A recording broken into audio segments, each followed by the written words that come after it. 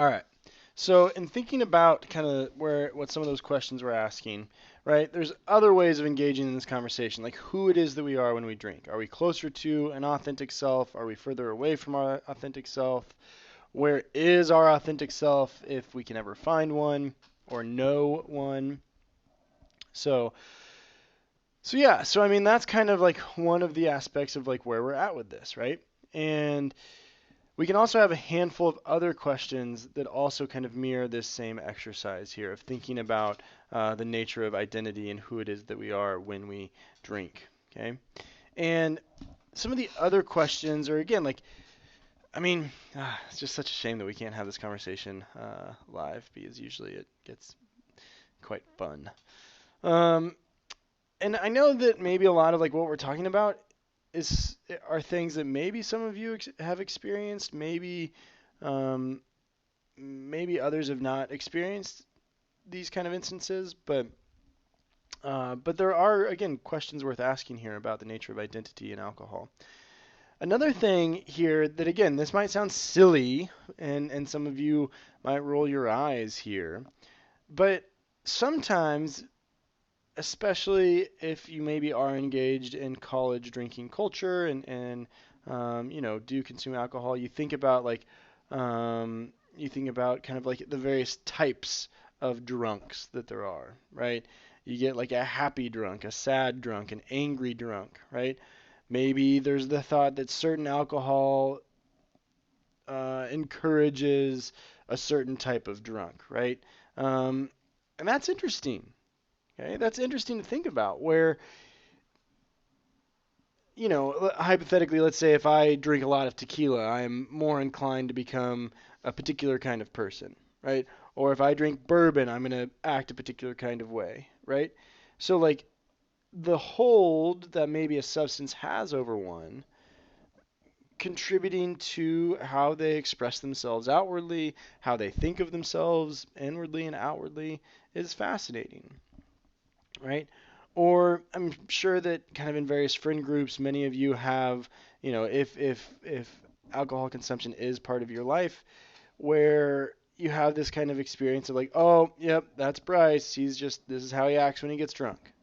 Okay, like there's these markers, there are these instances that seem to be reflective of a type of drunk, and and again, I'm no expert here. I don't have the weight of authority to make a ton of conclusions, but I think that these questions are worth asking. Okay.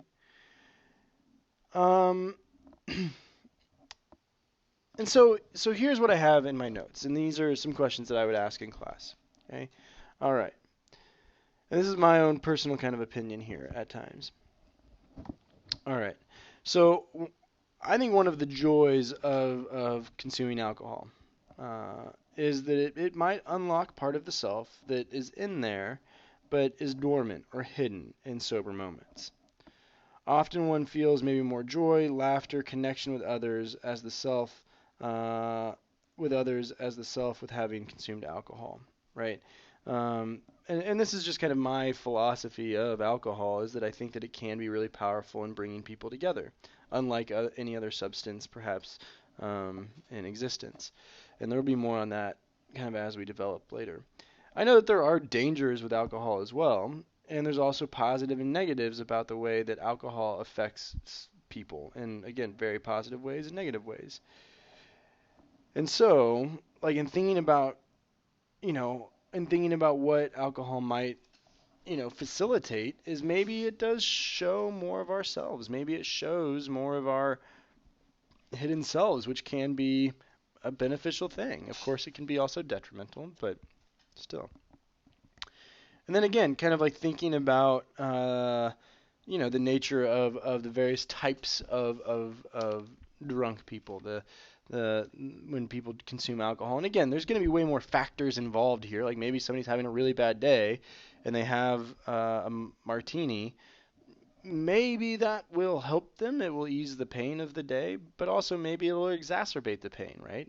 Encourage greater sadness. So there are lots of ways of thinking here. There are lots of ways of like considering how the consumption of alcohol might might indeed encourage a greater expression of self, but also might contribute to a detriment of self. Okay? And so these are some of the questions that I'm interested in. Again, I don't have total conclusions. Usually in class, we kind of arrive at some conclusions together. But I think one of the takeaways of this conversation here is again kind of like considering the nature of identity as one thing here, but then also taking inventory of the fact that what we consume and perhaps who we consume it with, why we consume it, right? Because that idea of motivation is very important. Very well could and does perhaps, right, encourage uh, uh, a self that exists, but we're not familiar with unless we have a drink. Okay. So hopefully these questions are intriguing to you because I know that many of you probably again have kind of uttered the phrase, drunk words or sober thoughts. But what's underlying that, right? And that's what I want to explore, and that's what I want to encourage you all to explore. So I will leave you with that. I will leave you with thinking about the nature of identity as like one category, and then kind of the nature of identity when we consume alcohol, right? Are we the same? Are we different? Are we closer to an authentic representation of our true selves, or are we further away?